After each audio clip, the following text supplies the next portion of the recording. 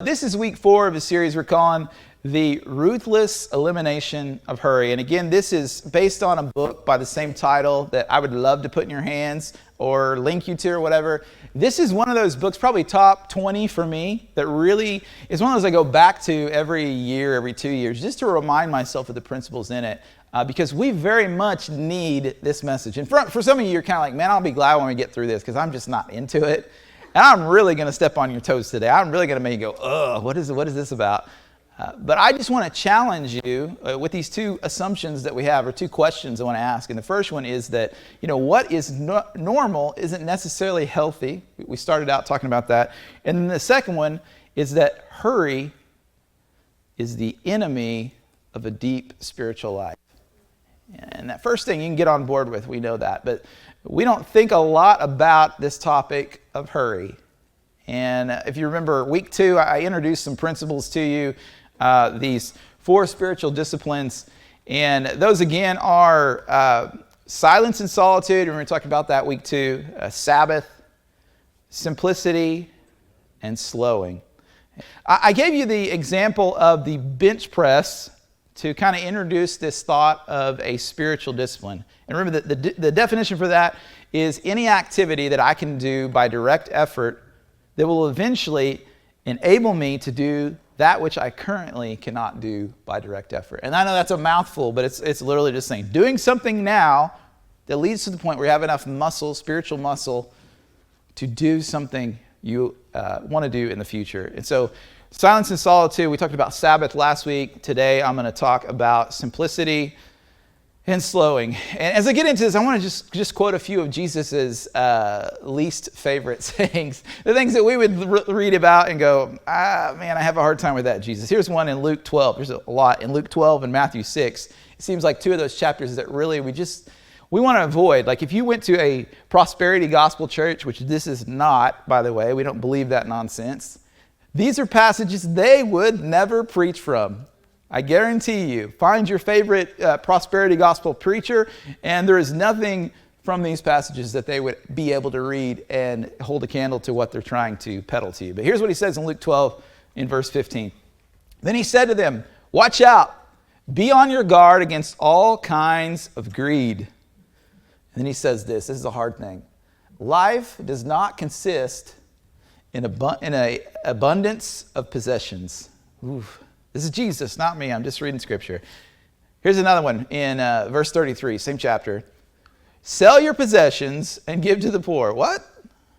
Provide purses for yourself that will not wear out, a treasure in heaven that will never fail, where no thief comes near and no moth destroys. This is about priority, isn't it? We invest our time and our energy and money in lots of things. They're a category of things that fall into, every car you buy eventually is going to end up in the salvage yard somewhere, isn't it? It doesn't matter how nice it was to start with, and somebody may resurrect it a few times, but they all end at death and decay. Recently, the last year, I've had a lot of stuff stolen from me. That's the worst thing ever. And I hate that. It's a terrible feeling. It's a violating feeling when somebody steals something from you. Especially when something that you need to do work, or something you've invested a lot into, it reminds you just how fragile things like that are. What he's saying here is, hey, invest in things that no moth can destroy, that rust cannot tarnish, that nothing can take away from you. In Matthew 6, he says this. Here's another one. Therefore I tell you, do not worry about your life. Man, do you hate when people say stuff this like don't worry about it. Like, well, let me just go and flip a switch in the closet and do that, I don't think he's saying that, is he? He's trying to put in perspective the way things should be. Do not worry about your life, what you will eat or drink, or about your body or what you will wear. Is life more than food, and the body more than clothes? Here's one more, and then I'll get into it. But these are some of Jesus' sayings that we don't really like sometimes, or maybe just me personally. But verse 19 of Mark chapter 4 says this, "But the worries of this life, the deceitfulness of wealth." Well, that's a strange phrase, isn't it? How is wealth deceitful? The deceitfulness of wealth and the desires for other things come in and choke the word, making it unfruitful. all these verses go against our sort of cultural mantra of the American dream, don't they? And like I said, there's a lot of the American church that whether they do it wholeheartedly or on purpose or not, kind of lean into this message of the gospel that if you just get Jesus in your life, you're going to be wealthy and skinny and never sick, and life is going to be up and to the right for you from now on in some of your life, because you're like, that is not what this thing is about, is it? But it's hard for us because that's what all of us are chasing after, right? It's the pursuit of what? Happiness. Remember that movie? I've seen, I was watching some old movies the other day. I don't remember what it was, but you know how they used to have previews on a DVD player? We just moved somewhere else. We don't have the internet set up yet, and so we've been using a DVD player, which is an archaic thing from long, long ago, kids. And if you forget the remote to that DVD player, you have to watch all of the stuff before it. This was a crazy time to be alive if you're not familiar with what I'm talking about. And I saw a preview for that movie, The Pursuit of Happiness. It kind of reminded me of that all of us have been sold a dream of how things could be. That we can achieve whatever you want. It's out there. You can go get it. And you deserve it. And you should go after it. And the truth is, when you read Scripture, the teachings of Jesus, He does not tell us that. Quite the opposite in a lot of places, actually. And we tend to equate more money and more stuff with a better life, with happiness. But according to Jesus, that may not be the case. According to Jesus, that there is good news, but it's not that. It's that you don't necessarily have to have lots of money, lots of stuff, wealth, whatever it is, to be fulfilled, right? Fulfillment is much better than happiness. To live in purpose and live out what God wants for you is a better trade any day of the week than what we would call happiness. But all of us are susceptible to this thinking. And forgive me in advance, but I'm about to quote a French sociologist. I got this from this book. This is not the circle. Jared's laughing at me right now. He's like, I probably read this. These are not the circle of people. These aren't the things I normally read and look at, but it's eye-opening to get it when somebody gives you a soundbite that really consolidates a thought and you go, man, that is so true. Here's what he says. His name is John Baudrillard, and I'm probably butchering that, but he made the point that in the Western world, materialism has become the new dominant system of meaning. Materialism. In essence, that we get meaning from the things that we acquire. Here's how this shows up in sneaky ways. And these aren't necessarily bad things, but they just pique my interest. When you talk to a little kid and you say this, you say, what do you want to be when you grow up? It's always tied to a profession, isn't it? Well, not always, but we give people this messaging that what you do to make $1 is who you are. It's your identity. And it is.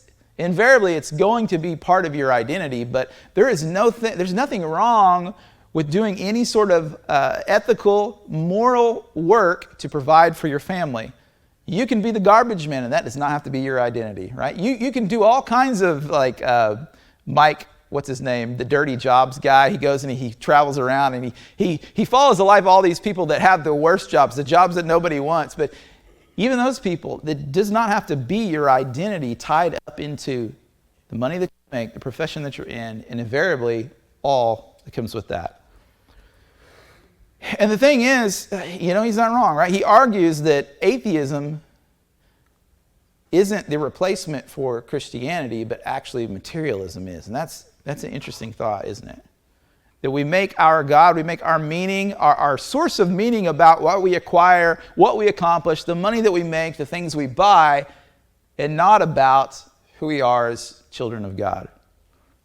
For a lot of people, things aren't just things, they are identity.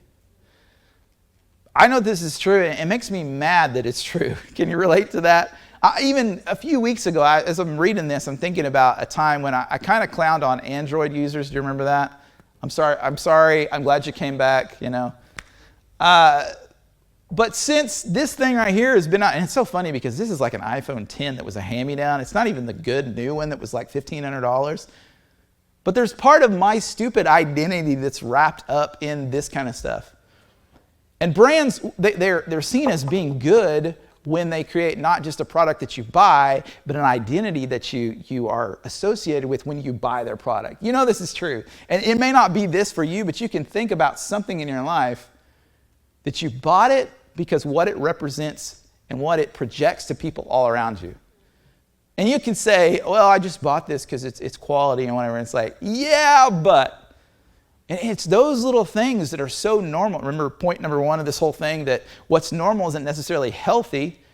We are so ingrained in this way of thinking that what we buy gives us meaning to our lives. And what a lame life to live if that's the way it is, huh? We could all agree on that what you buy should not have as much power over the meaning that you have in your life.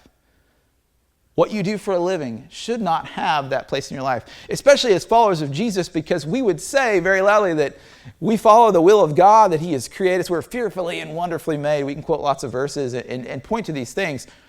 But the truth is, this thing of materialism, however you want to say it, comes for all of us. And for each and every one of us, there is something that if we listen to the voice of the Holy Spirit, that it's at odds with what God wants to do in your life. There's a reason that the only other God that Jesus called out by name was Mammon. Remember that? If you read the old King James, what does he say? He says, he gives two choices really. He says, you can serve me or you can serve this other thing. And I've said this before, probably too much, but if I didn't know what that verse said, I would not pick money, mammon, whatever, as the alternative to serving God.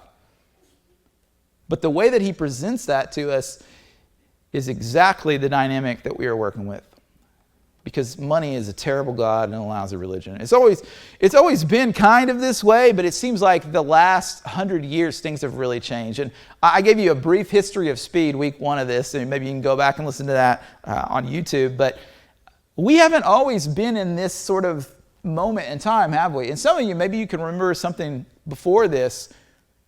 But after both world wars, World War I, World War II, it seems like this thing of materialism, consumerism, etc., really went haywire. And from a historical perspective, and I'm not stretching anything by saying this, because you can read quotes from people. There was a small group of industrialists, political leaders, rich people who were powerful that said, we've got to reshape our economy and do things a little bit different than we had. Before this time of First World War, Second World War, but that's hard to say in a hurry, isn't it? Most people that you knew were farmers, because that's how they survived. They produced what they needed. They traded their excess to get the things they didn't have. And it wasn't really this life about, how much money do you make? It was eking out an existence and pretty hard in some places, in some ways. After the Industrial Revolution, after urbanism, people moved to cities and took on jobs and lived life completely different.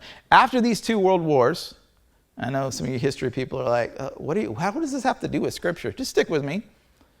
After these two wars, they had to continue to keep up the jobs that were going on. And so these powerful people, these few people said, we have got to shift Americans' economical situation from a needs-based thing to a wants-based situation.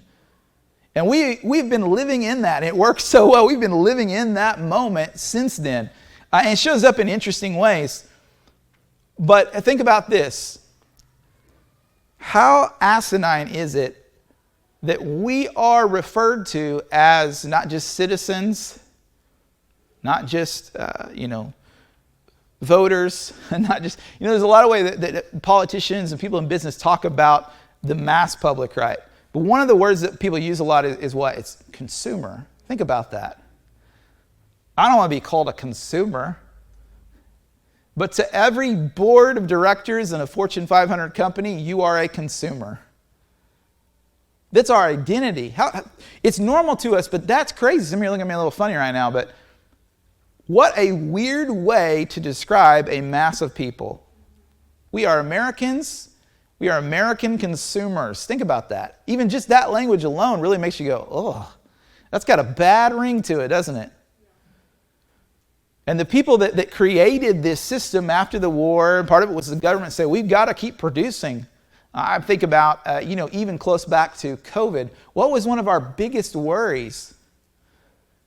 They gave us all like $2,000 to ensure that we did what? We bought a bunch of stuff to continue perpetuating the system that we're inside of. Again, I'm going somewhere with this. Just stick with me. That is not normal. I don't know if you realize that. And 100 years ago, it wouldn't have even been thought of that we would some sort of artificially inject money into an economy so that people would buy things. And it really reads like a Dr. Seuss novel. If you think about what has gone on the last 100 years, how we've become a society that is all about consuming things, buying things. The Nixon era, the mid-50s, something like that, there was this congressional hearing and they had people that were telling about what the future worker would look like, so on and so forth.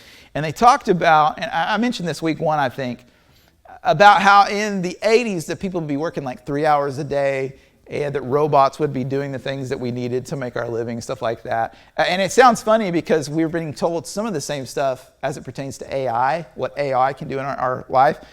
And the truth is, what we could have gained in extra time and leisure, we decided just to kind of ratchet everything up, to buy more. And the way this shows up, it's true, because the average home in like the mid-century was a 2-bedroom. It was like 900 square feet or 1,000 feet. And now today, those things don't exist. People are not building them. And it's created more and more of just this untenable pace that we currently live at just to keep up with the level of consumption, of consumerism, of materialism that has to happen for things to continue on the way they have been. And I say all that not to say we should go back to, dig a hole in your backyard and go to the bathroom in the middle of the night in the cold. That would be terrible. Or get rid of your phone or all these other conveniences we have. But we're so far removed from something that was probably a lot healthier, a lot harder, granted, that it's hard for us to even see the oppression that we're living under. And I know that's a strong word, oppression, but I truly believe that. And the other side of that is that, stuff isn't a problem. More stuff is not a problem. It's that we put no limit on it. Due to our insatiable desire for more.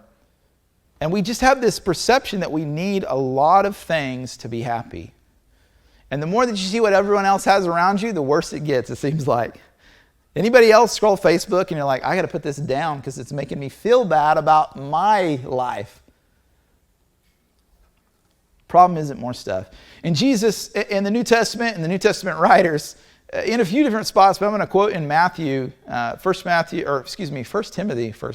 let's make stuff up here. 1 Timothy chapter 6, but the New Testament writers put our needs for contentment, for happiness, at a whopping 2 things. And I would say they lived in like Southern California in essence. The weather was always nice, and so you'd probably add one more thing to this list, and I'll talk about that in a minute. But here's what it says in 1 Timothy 6. But godliness with contentment, it's a word we don't like, is great gain. For we brought nothing into the world, we can take nothing out of it. That's a thought, isn't it? Some of you, I've had discussions with some people that are older in years, let me just say it that way, who are thinking about who they're going to leave this to, that to. And ultimately, that is a great thing to think about, isn't it? The thing that you're striving so hard for right now that I can't wait till we can afford to buy that new house. Or I can't wait till I have enough money to do this, whatever the thing is, that whatever that is, you will leave behind for someone else. That whatever you invest in that's in this category of stuff, at some point, your kids might be going, man, I wish they would have, let's just light a match and burn the whole place down and collect the insurance or something. That what's so valuable to you in this moment may be a burden to somebody else in the future. We brought nothing into the world, we take nothing out of it. But here's his list. Here's the 2 things. If we have food and clothing, and I would say shelter, kind of to add to the logical progression of this. If we have food and clothing, we will be content with that. And you read that and go, nope, not me. I got to have a lot more than that. I need more than food and clothing. We've been programmed to think that, but it's not the truth. We're so hyper-focused on this level of prosperity that we live at, that we're so hyper-focused into all these things around us that weren't even in our awareness until they were, that we've been sold a lie. If we have food and clothing, we will be content with that. And then he says this, buckle up, verse 9. Those who want to get rich, how many want to get rich? That seems like the normal thing. Everybody, you say, well, I wouldn't say it like that. I just, Those who want to get rich fall into temptation and a trap and into many foolish and harmful desires that plunge people into ruin and destruction. That sounds terrible, doesn't it? And then he says this often misquoted thing, and I'm going to do my best to not misquote it. Verse 10, for the love of money, not money, but the love of money is a root of all kinds of evil. Some people eager for money, have you ever been eager for money? I think we all have wandered from the faith and pierced themselves with many griefs. All of this is a normal existence to us, that we strive for more, we work as hard as we can to get more, to make more, that if we're not careful, the focus of our entire life is about earning dollars and buying things. And ultimately, this is not a life that you want to live. Somebody else wants you to live it because they profit off of your unhealth and dysfunction. But what God has for us, what he's trying to say is, you don't need all that. Obviously, the New Testament church, the people that he's talking to in this passage, don't have to face what we have to face. That's a strange thing to say, isn't it? Because they were under persecution and they had their whole set of other things going on. But this thing of materialism, of consumerism, is this sneaky killer of Christian spiritual health. And I'm not saying that if you're in poverty that more money isn't going to solve some problems for you. It definitely is. And I hate when people act like that. Poverty is not a glamorous thing. But a comfortable life up to a certain point, everything beyond that has the potential to steer you farther away from what God's best is for your life. There's a threshold. According to a Princeton study, and again, I'm quoting some things that I would never read outside of, looking at this, but there's a group of people that came up with this number, and this book is a few years old. I think it came out in 2021, so, adjust for inflation, whatever that scary number is. But up to about $75,000, like if you have that much, you're making that much a year on a national average, I think where we live, it'd probably be a little lower than that. Your happiness increases to that point, and then it's marginal after, or actually detrimental, depending on what's going on. And this isn't me, this is reading smarter people from Princeton, so think about that. But here's the bottom line. And here's the lie that we are fed, that more money and more stuff equals more happiness. There's kind of this joke of, they say money can't buy happiness, but then you insert whatever the thing is. But money can buy a jet ski. And I mean, no, those are fun. They're great. Jet skis are happiness. I think so. Whatever your thing is. But you know that more things in front of you, the carrot on the stick, proverbially speaking, it never leads us to where we think it's going to. And quite often, that pursuit replaces what God is trying to do inside of our lives.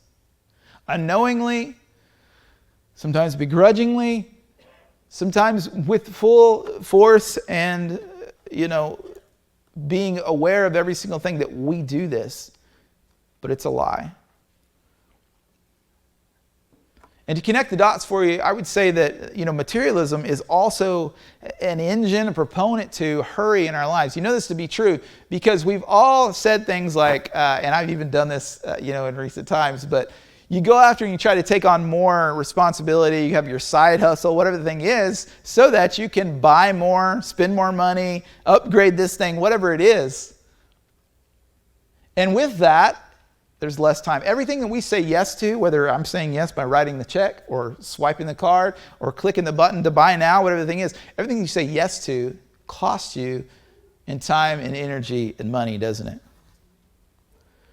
And we've all seen it happen that our materialism has sped up the pace of our lives. Here's how this plays out in your life and everyone you know. Middle of the century, this was getting started, right? The Mad Men, Madison Avenue advertisers were kind of reshaping things, and they were creating desire for the public. You saw what was out there. It was marketed to you. And the American dream in that lifetime, any old TV show you watch or whatever, there's always this guy working a job, stay-at-home mom, couple of kids, one car, right? Picket fence, little house. And that's what it took to buy that life. Are you tracking with me? Now, some of you know where I'm about to go. Now, you're both working more than ever before. Your kids are in daycare, and that costs a ton of money. It costs so much money just to have a sort of normal, average life. And on top of that, it costs you more time. Have you noticed this? Because your grandma didn't work outside the home unless she wanted to. But now we are programming these people out in public school to say, go out into the workforce. We're telling women, hey, go work so that you can. And it's gotten to the point it's not an option. We have to keep up this pace of life just to live a normal life. And I say that and in response to say, people in our church that are trying to live out a sort of abnormal life as it stands now, where mom stays home with the kids, where she's trying to be involved more, where you're trying to slow things down and give more time and presence to your family, I commend you for that, because it's never been harder than it has been today. And it's just one of those things when you stop and think about how our consumerism has ramped up the pace of our life. That is an engine for a hurry. But what if I were and you were to reject the message of our culture? What would happen if we just said, I see that, I'm not doing it at all costs? However weird people think I'm going to be, whatever I have to get rid of, whatever the thing is, if I rejected this lie. In Matthew 9, chapter 6, verse 19, he says this, do not store up for yourselves treasures on earth. Wait a minute, I thought that was what we're supposed to do. Isn't it just wise, Pastor, to store up treasures on earth? Isn't that just called saving for retirement? I don't think he's saying don't be unwise. He's not saying be unwise. But this is about the heart of the matter, isn't it? Do not store up for yourself treasures on earth where moths and vermin destroy, where thieves break in and steal. But store up for yourself treasures in heaven where moths and vermin do not destroy, where thieves do not break and steal. For, listen to this. Here's the key to the whole thing. Verse 21. For where your treasure is, there your heart will be also. Where you put your resources is what steers your life. Here's a bad example. I'm glad this isn't my example anymore. It might have been. I have this friend. He's younger than I am, late 20s maybe, and he has one Bitcoin. So some of you are like, I don't care. I don't know what that even means. Some of you are like, whoa, really? One Bitcoin? And when you picture that, you picture like a coin. It's not that. It's digital nothingness, right? It's hard to explain. He bought a Bitcoin, what is like $2,500 in 2015 or something. And I too have owned some Bitcoin. I don't currently, but it's interesting the way the conversations we would have were surrounding what the price of that thing was worth at the moment, right? And the last time I talked to him about it, it was worth about $62,000.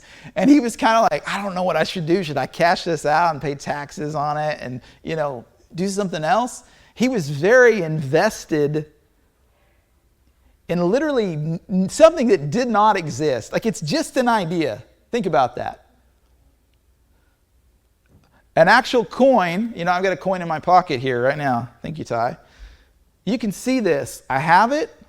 It's right here. It's not changing. The value of that coin is, though, even still, some of you are like, well, this Bitcoin stuff, that's dumb. Whatever you have that has value, you care about the condition of it, don't you? In the same way as I've had some Bitcoin, and it reached like $117,000 a coin or something. I don't know where it's at right now. And the reason I don't know and I don't care is because I'm not invested in it. That's the principle. That whatever you're invested in, you care about. The same thing. If you and I, if we decide we want to go on, do some missions work in North Tulsa, and we take your car, and it breaks down, and we have to leave it there, I don't care.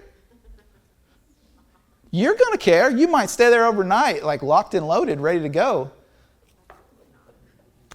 I'm not invested in your car in North Tulsa. Where you invest, it matters. When it says, let me read it again too. Think about it in those terms, because we go through this, for instance, like, that's cute, that sounds good. For where your treasure is, what you're invested in, there your heart will be also. What a terrible picture. Think about this. This is all hypothetical, right? Don't attach a lot of theological stuff to this, what I'm about to say. I'm just giving you an anecdote, okay? You show up to heaven, St. Peter at the pearly gates, or whatever some Catholic would say, I don't know. And you have this realization that your whole life, you made it to heaven, but your whole life, all of your treasure was in stuff that did not matter at all. That everything that you were so consumed with and concerned about. And the reason you had that second heart attack, and whatever the thing is, it's because you were invested in something that is not worthwhile. And here's the reality of it for us. Get back out of my anecdote into real life in 74464. We have to make a living. I too want nice things. But you can't let that thing, whatever it is, override spiritual health in your life. And so when I talk about this discipline, the spiritual discipline, you're like, I'm already, that's hard for me to go with you. The spiritual discipline of simplicity, it's really an effort to not be invested in things that don't matter. People talk about minimalism. What's minimalism? You think, when I say minimalism, you think of this white urban apartment with nothing in it, right? It's just like, it's like Steve Jobs' house. If you ever read his biography, there's like an Eames chair and a lamp in his living room. It's not that. It's prioritizing the things that matter in your life and saying everything else, whatever. It's about being intentional, I'm quoting verse 21, and making it how your life actually is. I'm going to read one more time for you. For where your treasure is, there your heart will be also. Then he says this a bit later on in verse 24. No one can serve two masters. Either you'll hate the one and love the other, or you'll be devoted to the one and despise it. And he gives us this line that's so strange out of the context of what we've been talking about today. You can't serve God. We know what that looks like, right? And money. Or if you're in Old Testament, mammon. Mammon's a word, kind of our best paraphrase of it is a lot of thoughts wrapped up into one. We say mammon. I think money is not the best translation. And I'm no Bible translator by any means, any stretch of the imagination. But the way this reads to me, that thing of mammon, it's a few things wrapped up into it. It is materialism, consumerism. It's also this sort of autonomy, like self-reliance, self-everything. Ultimately, everything that it entails is not what you want to trade for serving the one true God. We get that. And it's a battle like it's never been before. Therefore, I tell you, here's the next verse. I quoted this earlier, but here's the context of it. Do not worry about your life. Anybody else worried? You ever compare notes with your friends? Like, I've got some friends that are really killing it right now, and in whatever they're doing, and it's like, man, I wish I was as far along as you were. I wish I had accomplished that. I wish that I could say that I've done this thing or whatever. And you have conversations with people, and you start to worry. What do you worry about? Am I doing okay? Do I have enough for retirement? Am I going to be able to do this? Are my kids going to have enough to go to college or whatever the thing is? We all have moments like this, don't we? Until you're the other side of it, then you have different worries, I guess. But you worry about your life. It's not a hard thing to do, is it? He's saying, don't worry about your life. And when we see our own provision and being wrapped up in this thing, it's not hard to worry about your life in those regards, to compare notes with other people. Therefore, I tell you, do not worry about your life. What you'll eat or drink, about your body, what you'll wear. Is not life more than food and the body more than clothing? Therefore, this passage, it starts with that, therefore. Anytime you see a therefore, you kind of perk up and go, what's this mean? In light of what preceded it, this is kind of the culmination of those thoughts. In essence, with what I've just told you in mind, that where your treasure is, that's where your heart is. What you're invested in is where you're going to be focused. Don't worry about your life. Know that God provides for you. Still do the things that are wise and responsible. But with this in mind, don't worry about what everyone is worried about. Moms, I'm going to talk to you for a minute. Is that okay? What time is it? 11:51. I see this dynamic where, especially with moms, I think dads are just so out of touch. We're so selfish, and whenever we don't see it, we don't care maybe. But moms have this sort of layer of worry about how their kids stack up to other kids. And I'm trying to put this in front of you in a way that you can grasp hold of. And here's the way that you see it. That you didn't have this thing, and so you fixate on it. Can anybody relate that, oh man, I got made fun of in 5th grade because I had the Walmart shoes, and so my kids are never going to have Walmart shoes. I don't know what you're thinking. Some of you are smiling at me because maybe that's your thing. But it was so important for you that those birthday parties, that they better be just banging. Like, it should be the event of the season. Your 8-year-old kid's birthday party, you spent $1,200 on this and that and whatever. Be careful about that. Be careful about being so consumed and wrapped up in worrying about your life. This is just one example that it pulls you away from God's best for your life. Guys, we do other things too. I'm gonna spare you this Sunday, but mom, you're doing all right. Your kids are gonna be just fine. Whatever they don't have, don't be so concerned about it. That the same way that God provides for you and everyone else, He's providing for them, and that you have nothing to hang your head about because you're doing the best that you can with what you've been given. Therefore, don't worry about your life. You know, in practical ways, I'm out of time, but just kind of speed through this. The way that we fight this dynamic in our life, it's about decisions that we make. It seems like this is what normal looks like for people. We spend as much as we can. We buy the thing as much as we can.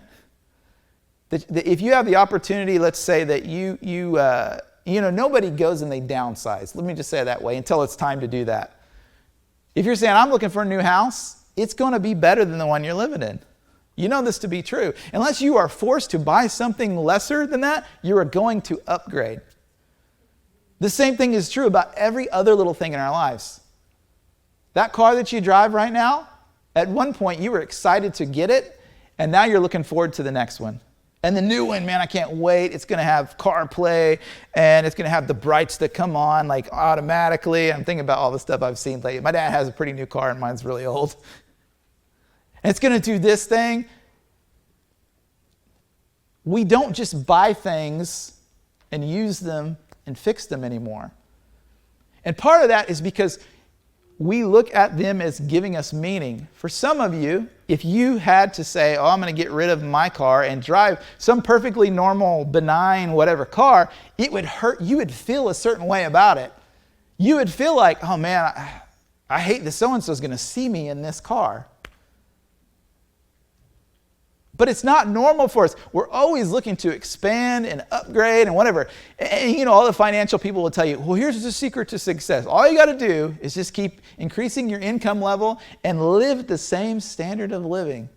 Just don't spend it all. As you get more, don't spend it. It's so hard for us to do that, though, isn't it? And it's very practical, but it's the way that I think we can ensure that money doesn't have our heart. And because of this,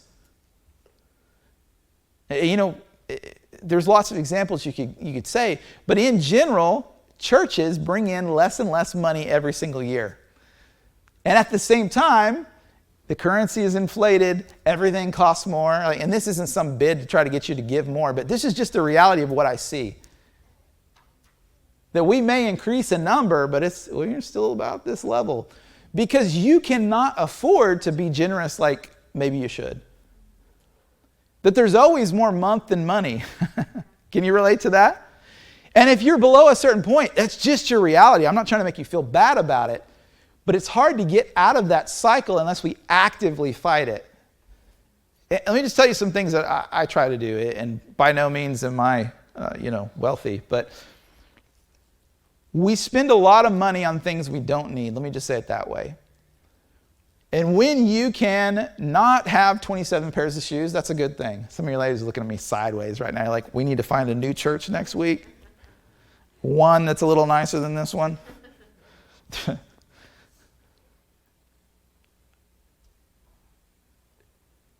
Here's how this looks for me. I've kind of confessed my own sins before in this regard, but about once every 2 months, I look at our service video and go, man, wearing that green shirt again, right? There's a time in my life where you would never see the same outfit. I hate that word. It sounds kind of gay, doesn't it? The ensemble of clothing on our church's live stream. This is my vanity speaking right now. Some of you are laughing. You're like, wow, what a dork. You're laughing at me hardcore. You probably have like 2 pairs of jeans and 7 shirts, right? That's where I live now. And nobody cares about it. You're laughing at me because nobody cares about that, but I do, because I attach a meaning to the stupid shirt. And this one's from Goodwill, by the way. That's right. Yeah. Sometimes saying, I don't need to have this walk-in closet full of clothes and half of this other closet is a good thing.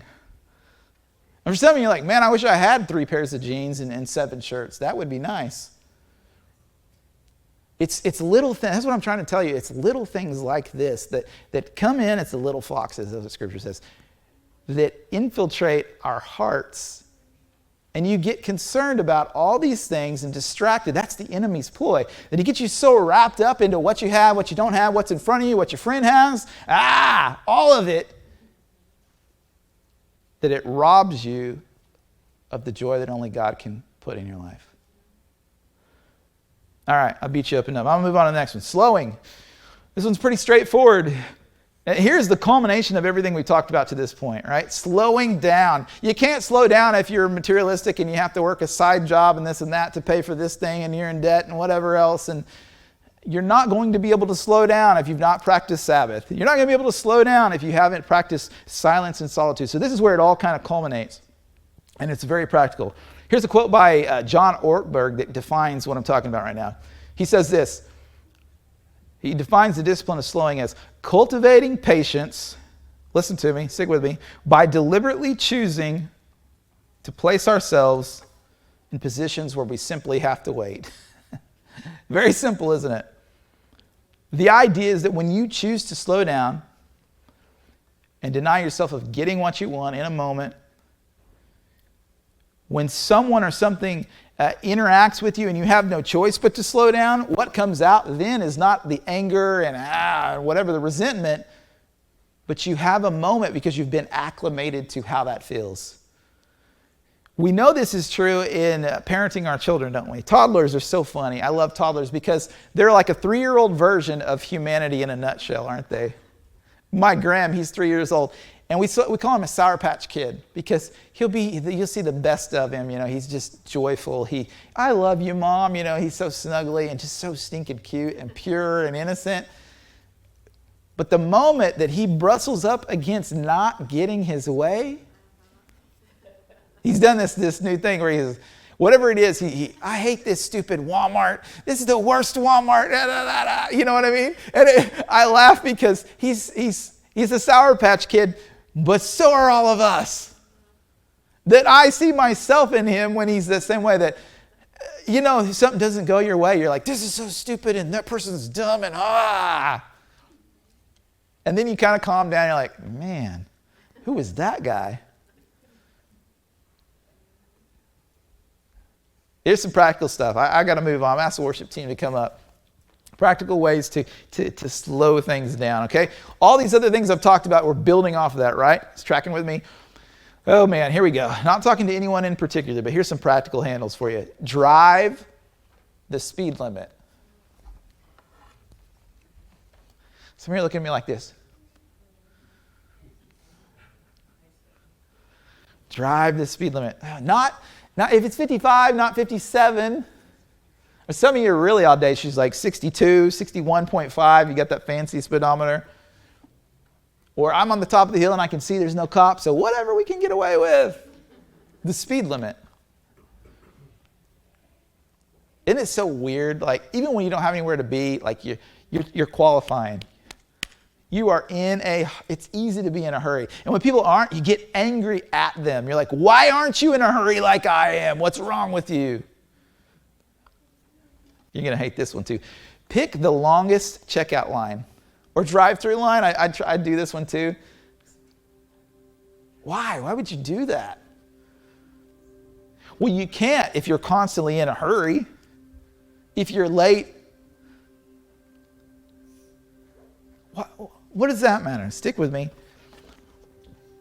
Turn off your smartphone or make it into a dumb phone. What I mean by that, this one's hard for me, I'll be honest with you. And I went through this week and deleted as much things as I could. And I couldn't bring myself to deleting that Facebook app. Y'all pray for me. I'm 2 steps away from getting rid of that bad boy. I still need it.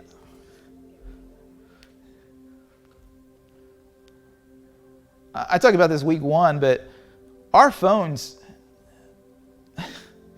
have such a hold on us. I'm talking about me. Maybe not you. Maybe you left yours at home and you have no problem at all. But I am concerned about my soul because of what my phone does to me.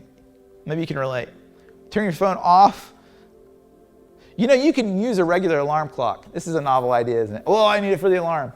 As you're setting for an hour and a half doing this, like as you're in bed. It's not healthy. Put your phone to bed. Here's one I hate too. Don't multitask. Ooh. This is hard for me. If I'm watching a movie, I'm doing something else. Can't just do that. When I do this, though, there's something about it that just really, it's good, isn't it? The way that this kind of kills us is that it makes us where we can't focus on one single thing. Like talking to your wife, like talking to your kid, like having a moment in prayer where you hear the voice of God. If you can't single task, you can't do these things either. I hate this one too. These are things I picked. These are just examples that are hard for me. So I wanted to present that instead of you need to do this and you have a problem with that. These are the problems that I have. Walk slower. This isn't hard. I get so mad at my family. I'm like, come on, let's go. His legs are this long and mine are 3 times that. And I'm still getting angry with Graham because he's like, just walk slower. Now, I told you before, this isn't a Christmas message, but it's a Christmas message, isn't it? The most wonderful time of the year is also the most hurried time of the year, the busiest time of the year, the time of the year where we stress out and worry about materialism. Oh, man, it's so hard, isn't it? I just want to challenge you to try to just picture yourself, if you could take and just pick yourself up out of what you know, what you're used to, what's normal, what's around you, what your friends are doing. If you could just pick yourself out of it and push pause and kind of survey everything around you. Like if you can picture that. Like a sort of out-of-body experience. If you could just push pause on your life and step up on a ladder or something and look down upon everything around you. Just picture that in your head right now. And think about,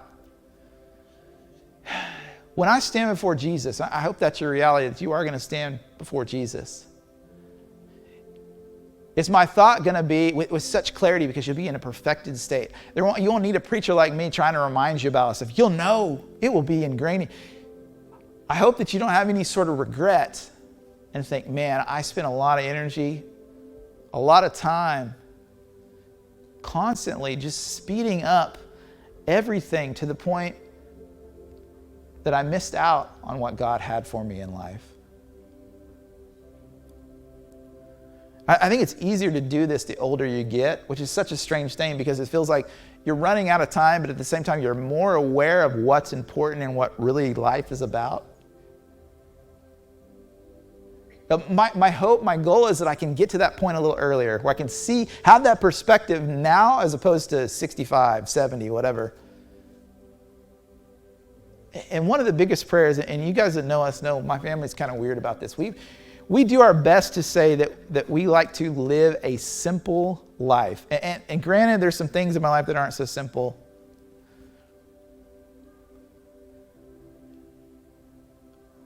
But so many times, our pursuit of happiness, of more, of the thing in front of us, is destroying our soul. And I worry about, I know some of you guys that are in your 30s that just have a little family and you're getting things going. And the pace of your life, it scares me sometimes. And I get the same way. I get frightened too, that it's like, how in the world can we be healthy and live like we choose to live? I just want to challenge you. There's no way you can flip a switch overnight and say, okay, it's all out the window. I get that. But allow the Holy Spirit to show you a path forward.